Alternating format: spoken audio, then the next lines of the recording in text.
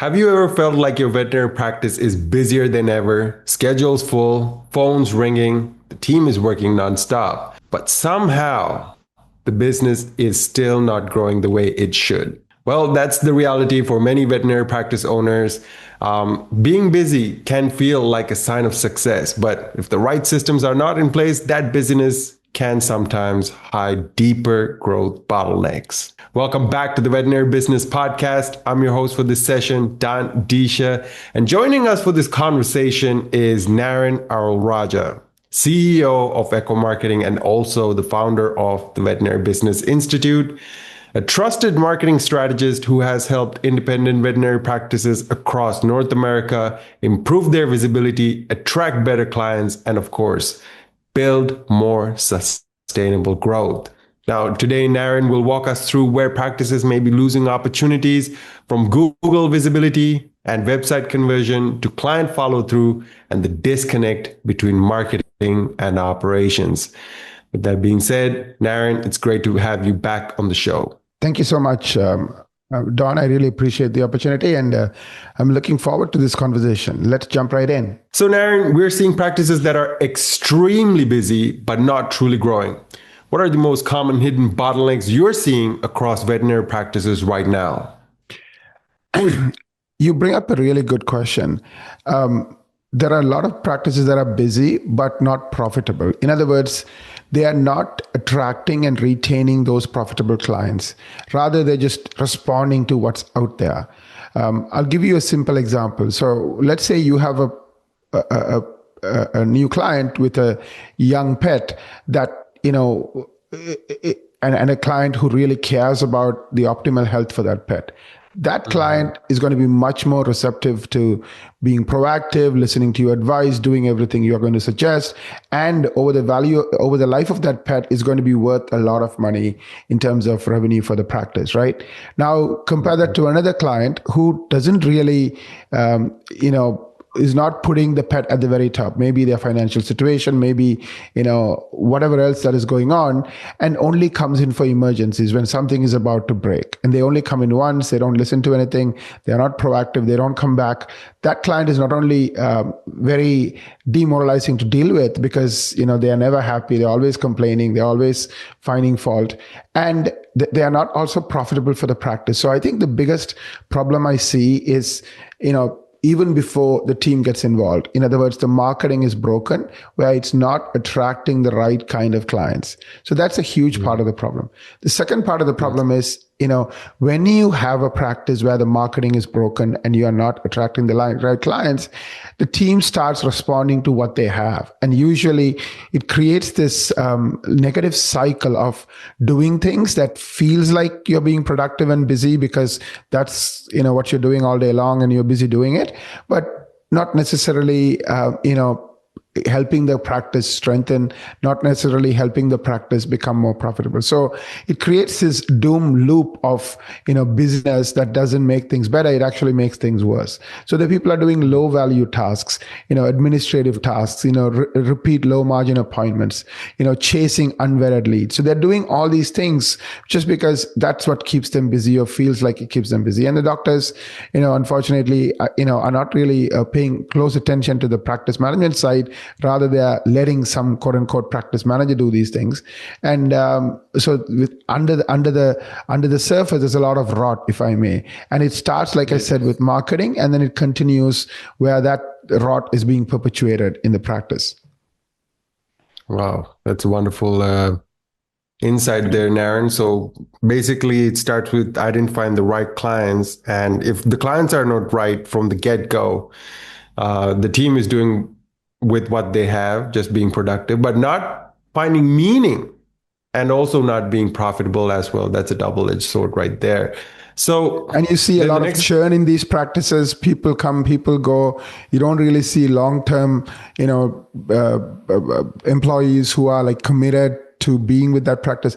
I have seen the exception. I have seen the practices who don't do this. They start with where they need to start, attracting the right clients, putting the right marketing system in place, making sure, the start of the process is strong, because once the start of the process is strong, everything else can build on it. But if that is broken, then everything else falls apart. Of course, the same practices do hire people who really care about taking care of animals and do nurture them and do train them because they are profitable. They can afford to. They can pay them well. They can give them benefits. The things that the struggling practice that's just keeps being in the survival mode cannot. That's a great segue on to my next question. So how does a practice identify whether their issue is a marketing problem, an operational problem, or perhaps a disconnect between the two of them? Yeah, I think a good way to start is to look at the patients you're getting in. How many patients are you attracting every month who actually book? I'm talking about new patients. And look at those patients. Are those the kind of patients you want? I mean, clients you want? Obviously, the clients are the ones who are making the decision on behalf of the pet. Are those the kind of clients you want? Really, if the client is the wrong client, it doesn't matter how wonderful the pet is and how much you fall in love with the pet. It's really, really hard because it's kind of like the client is the parent, right? You are influencing the pet through the parent. So that's a good audit. Look at the number of new clients you're getting and the type of clients you're getting. And are those the clients who you want? And also look at the kind of services. I know some practices focus on certain high value services where it's very profitable and it's sometimes, also is long term. So are you attracting the right kind of clients for the right kind of reasons? That's what I would start. And be very honest. Look at your actual numbers and ask yourself, is this number good enough? The right kind of client that I want, am I actually getting them? The second question I would ask is look for the reality in the marketplace. You could attract a client, perhaps because of one particular pet owner who loves you and tells 10 other people. It's usually becoming more and more rare today because today when we need something, we don't ask people. We go and, talk to Google, talk to AI and get our answers in our fingertips. So the second place I would look is when someone like you or someone like your client in your marketplace is looking for someone like you, typing in all the different search terms and all the different questions, are you the one showing up consistently? The best practices, the ones that have an unfair advantage, like the one I described, that is very profitable, very successful, attracts the best employees, usually does. Usually whatever keyword you type in, whatever search term you type in, they are the ones showing up. And a good metric is at least 100 different, searches that typical person in your community would do targeting the services you provide. You better show up at the very top. And again, what does it mean today? It's AI search, it's AI overview, all in Google, plus regular Google SEO, plus Google Maps. So 4 different things you need to show up on. And when you do, like we have clients who are ranking for 200 different searches, very popular searches in a city within a year. We promise our clients they'll rank for 100, but definitely with AI, things have exploded. And actually, our clients are seeing a lot more success. You also don't want to ignore platforms like ChatGPT, Perplexity, the up and comers. Of course, still when it comes to volume, they are less than 1 to 2% of actual searches that are happening online because people are just so used to Google. People use Google 12 billion times a day, and a lot of it is now includes AI search. So I do think definitely focus on Google because today it's the 95% of the market, big fish in the pond that we want to go after. But of course, who knows what might happen in the future. So you don't want to ignore. So one of the other things we do is, even though these other tools like ChatGPT doesn't provide, insights like Google does with Google Analytics, we manually go and check, are they giving the correct information on behalf of our clients? Are they, ranking our clients for many, many of the same, type of services and recommending our clients? Remember, when you are recommended organically, whether it's through AI or regular search, people trust you, right? They know you must be good. That's why they even use these, search platforms to find you. So that implicit trust gives you a better benefit of the doubt. The last piece of the leak I would look at is, okay, maybe your marketing is working. In other words, your SEO is working. You're showing up on search everywhere and you are dominating. But the way the phone is not being answered consistently, like one of the things I notice a lot is a lot of practices don't answer calls, like 30-40% of the calls are missed. And even when they do answer calls, the average practice is only booking 1 out of 3 new patients. Why is that? There's no accountability, there's no tracking, there's no tool or technology that's listening to calls, that's figuring out how many calls were missed, how many people booked, how many didn't book, and then coaching on top of it. If the average is only able to book 1/3, what if you could change that? What if you could book, 80%. Your business would literally double or even quadruple without you having to spend an extra marketing dollar. And the last thing I look at is just like we looked at profitability, after the fact by looking at the type of clients we are attracting and keeping, also look at profitability of your different marketing channels. If you're spending, let's say, $200 to attract a new client through Google Ads versus through regular search, you're only spending $40. Think about why are you spending $200? And a lot of people don't even know how much each one of these marketing channels are costing. So it's like they're throwing darts. They don't know which darts are, landing on the bullseye and which ones are not. And in the process, they're wasting a lot of money. Like I've seen practices waste hundreds of thousands of dollars, even more, and over a 10-year span, that could be in the millions. So these are some of the leaks that I would focus on, and fix. Amazing, Naren. Just to summarize that, I will just attempt it. Just say if I'm correct on this. So first, audit the client mix. Second, audit the services, your treatment mix. And third, because of the reality in this changing marketplace and the market search behavior, audit your online search behaviors. And then, of course, auditing calls and then auditing your own marketing, the profitability of it. Did I get them all right? You got them all right. Amazing. Right. And now you often talk about the leaky bucket concept, right? Can you walk us through how that applies to websites, Google visibility, and client follow through in 2026? Think of marketing like a funnel, right? What is a funnel? Where you pour water at one end and then you get water at the other, right? At the wide end of the funnel, imagine like you're collecting rainwater. So you have this huge funnel collecting a lot of rainwater and it's coming one drop at a time. But then you kind of collect it together so the funnel becomes smaller and smaller, and then you pump it through. Imagine there's a leak along the funnel.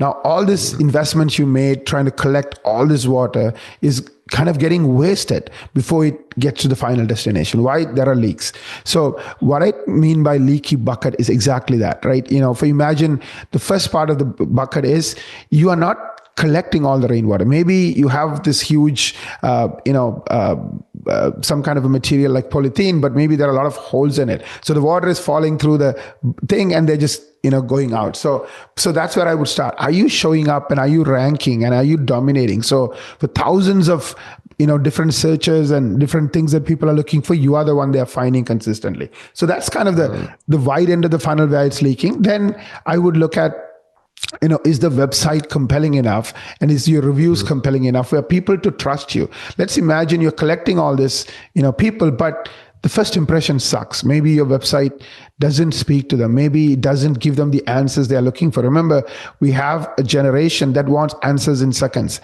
If I'm interested in XYZ and you don't give me exactly what I'm looking for, I get bored and I go to the next website. Why? Google makes it so easy for me to go to click on the back button. And even search engines like Google are looking at that and saying, oh, you know what? Your website is not converting. So we will stop sending traffic. So, and there's a lot of pieces to conversion. Like, for example, your website doesn't load fast enough. That's one of the reasons people leave. They just get tired of waiting and people want things to move really fast. Maybe they have to hunt for information and they get tired of having to do that. So those are all leaks that you might have on your website. And sometimes your website doesn't work well on the device they're on. Maybe it looks perfect on a desktop, but what if they're on a small phone?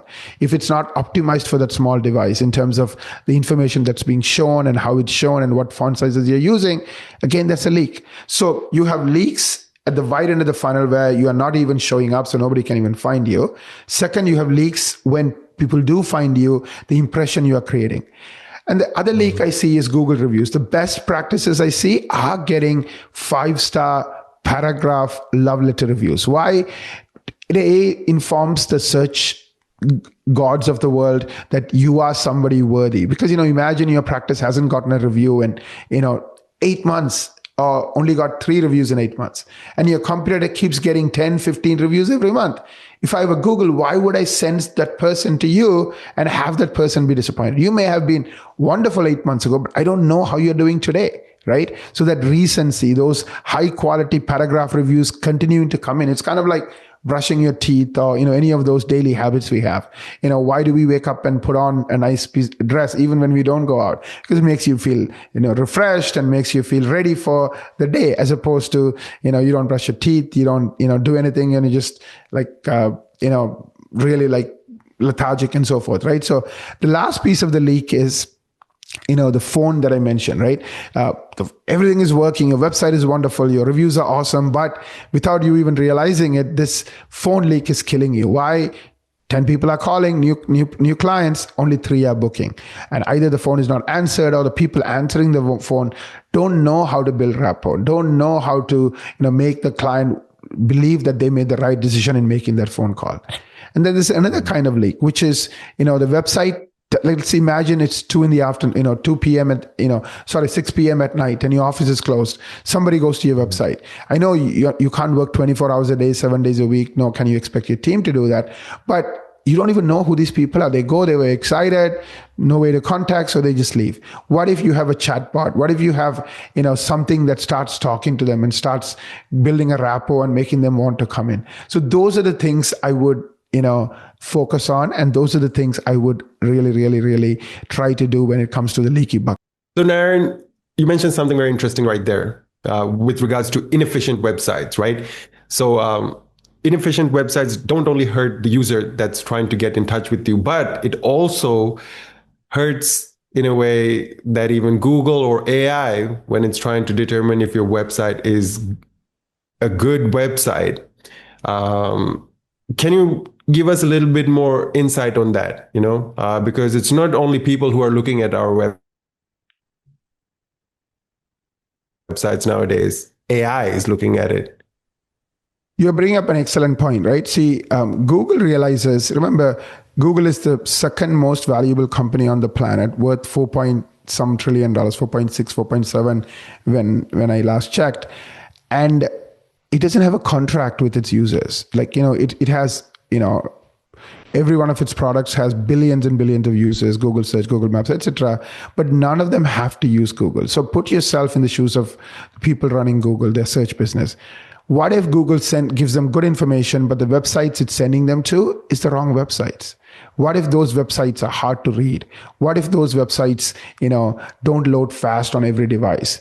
Now, you are going to get mad at Google also, right? Think about it for a minute. Why? Because Google wasted your time by sending to your website that made you angry, that made you upset. And you are like, oh, maybe there's another search engine. Let me start looking for something else. So Google, being the one that controls 95% of the market, is trying to mimic what the users go through and expect.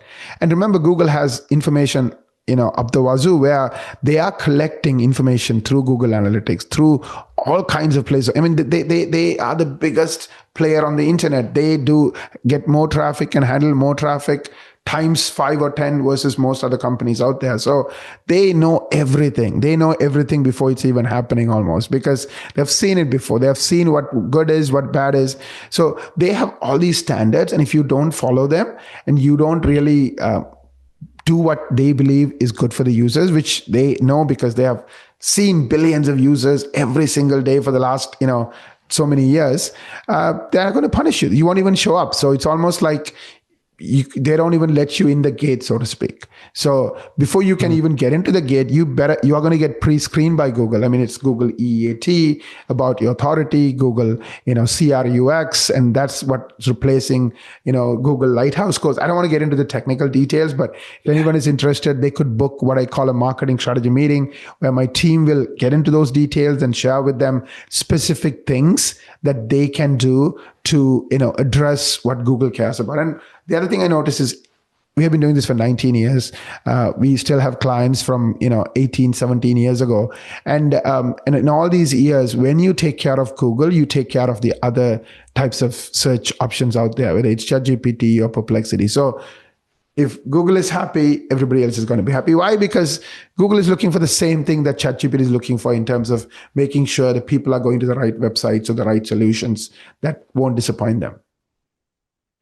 Thank you very much for that answer, Naren. Really appreciate the insight, because appeasing Google, or at least what I'm understanding right there, is appeasing the biggest AI platform on the planet Earth, will get you in alignment with every other chatbot, every other search as well, and get you Yeah. those And the way to rankings. think about it is most of us, if we do what our family doctor tells us to do, like, he'll check our blood and do all these things once a year. And as long as you do what he's telling you to do, you're going to be healthy. You don't need a specialist to tell you something is wrong with you. So Google is like the family doctor because 95% of us use it multiple times a day. So if Google is happy, everybody else is happy. And that's kind of what I find. I'm not saying there is a rare disease Google misses, but Google is a $4.7 trillion business. So it is all in one. It's a family doctor, it's a specialist, it's all in one. So make Google happy and you're going to do well. Again, I'm not talking about make them happy for one search term. I'm talking make them happy for hundreds of search terms. So you keep showing up consistently at the top. Now, Naren, what role does the practice's website play today? Not just as an online brochure, but as that conversion engine? And where are most practices falling short? You bring up an excellent point. So I'm going to just focus on three key answers. I think most business owners make this mistake. They don't necessarily get into the mindset of the customer, right? Like, they think the way they think. And usually that comes from looking at other people. Let's say there is this famous doctor. They'll say, oh, what is the famous doctor doing with his website? If he's doing it, it must be good. But the famous doctor, just like this particular individual, is also not looking at it from the customer's perspective. So a lot of times it might appeal to you, the doctor, because what you want is there, but maybe you want certain technical terms to be used in the website. Why? Because that's the correct term and that's how to describe it. But the layman's didn't go to a veterinary school. They didn't spend years and years learning what you know and don't know. So they want everything dumbed down. They want everything in grade 5 English. They want videos. They want to go to the right pages. I mean, like, for example, a lot of doctors, when they're reviewing their website, they go to the homepage first and then they click on the different services. They are going top down. Obviously, it's their website. They walk through the front door and they walk through the other doors. But the way the actual searchers or actual users behave is they walk through the side door. They go to that particular service or need they have. And if you don't even show up or if you don't take them to the right page with the right information and the right reviews, they say, you know what, maybe this is not the right place for me. They go somewhere else. So I think that's a huge leak that you need to fix. Make this a conversion engine. Make this consumer engine where consumers love it and get what they need and decide to move forward versus decide to back off, right?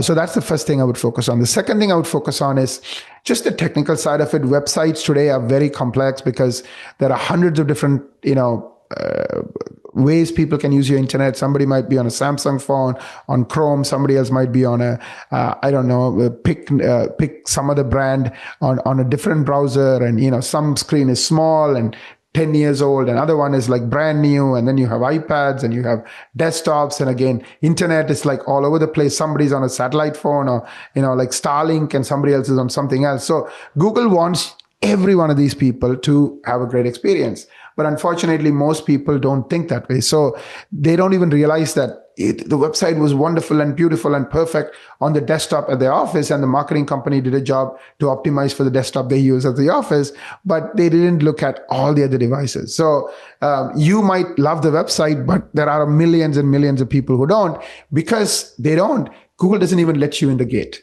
like I said, and so does ChatGPT and everybody else. So you might be thinking, oh, I love my website and it's the best thing in the world, but nobody's going there because you are not meeting those usability, speed, and everything else standards that these gatekeepers, if I may, the Googles of the world, enforce.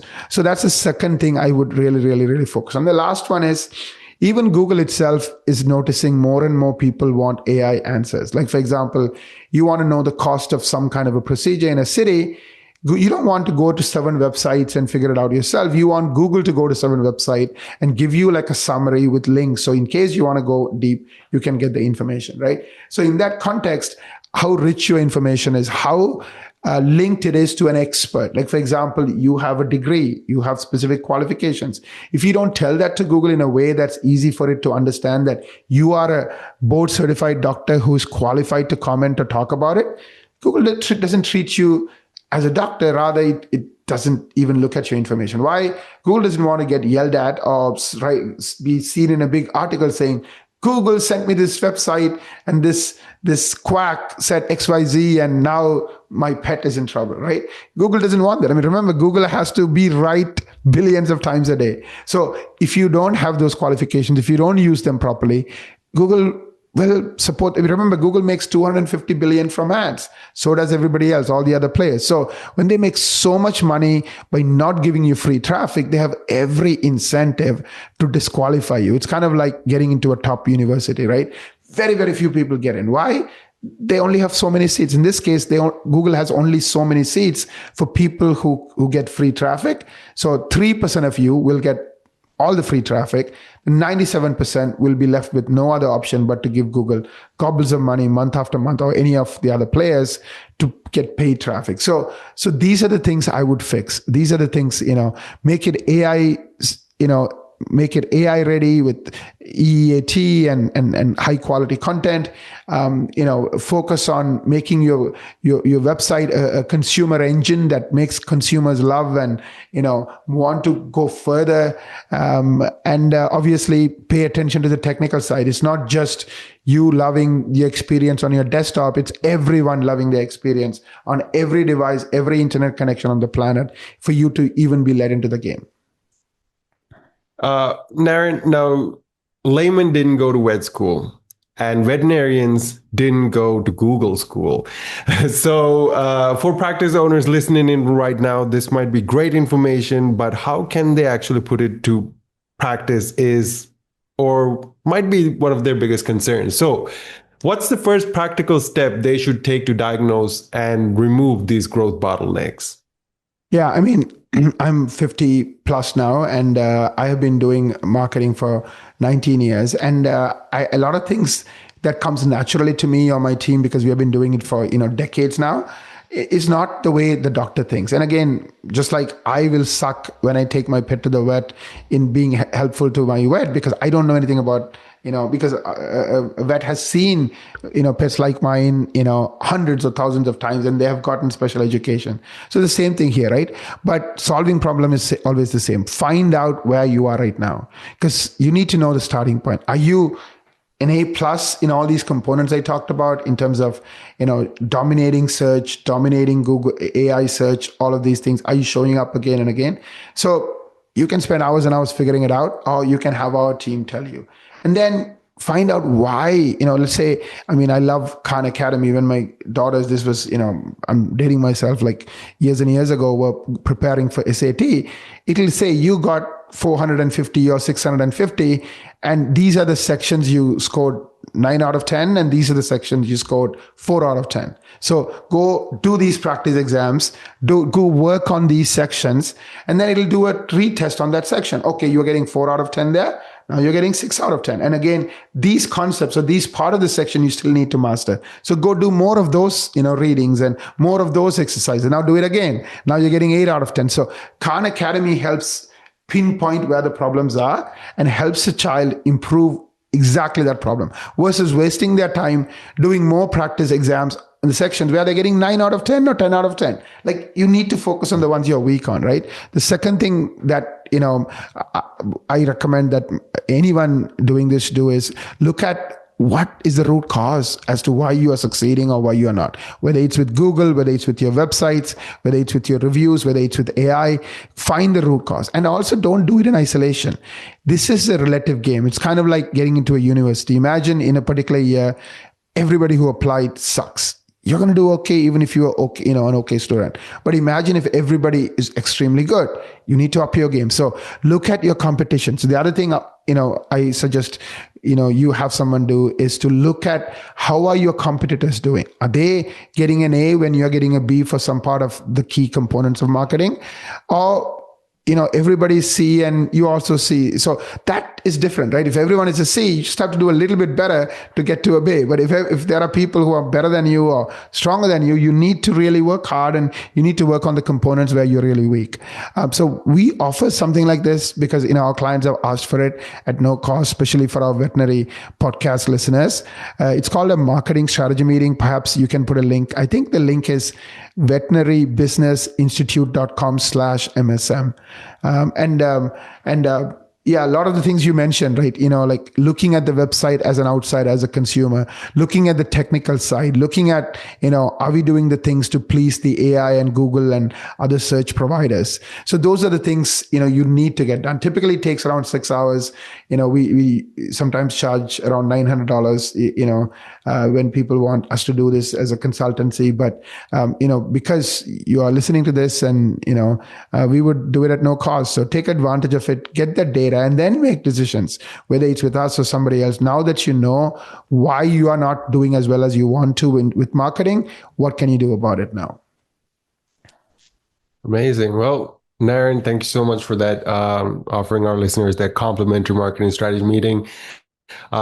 Please do go ahead and make the best use of that opportunity. Like Naren said, veterinarybusinessinstitute.com/MSM. I'll repeat that one last time. Veterinary Business Institute, that's one word, .com/MSM. Get yourself a customized marketing map for the next 6 months to help you identify the best opportunities for growth. So, Naren, thank you once again for joining us. And thank you to everyone listening to the Veterinary Business Podcast. If you found this episode valuable, be sure to subscribe and stay connected for more conversations designed to help veterinary practice owners build stronger, more profitable, and more successful practices. I'm Don Adeesha, and we'll see you on the next one. Take care.